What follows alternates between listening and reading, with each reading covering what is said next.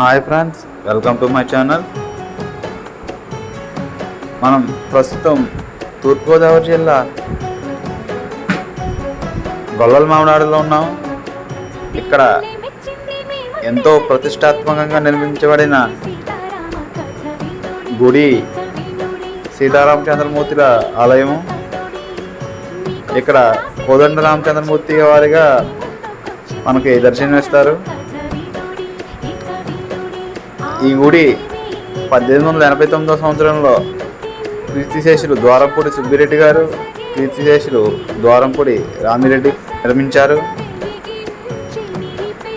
1948 సంవత్సరంలో తూర్పు గోపురం నిర్మించారు. దీని ఎత్తు 160 అడుగులు ఉంటుంది. 1956 సంవత్సరంలో పశ్చిమ గోపురాన్ని నిర్మించారు. దీని ఎత్తు 200 అడుగులు. ఎంతో పురాతన కాలంగా కనిపిస్తుంది గుడి. మాత్రం చాలా అద్భుతంగా కట్టడాలు, ఆ బొమ్మలు, విగ్రహాలు, చాలా శిల్పి చాలా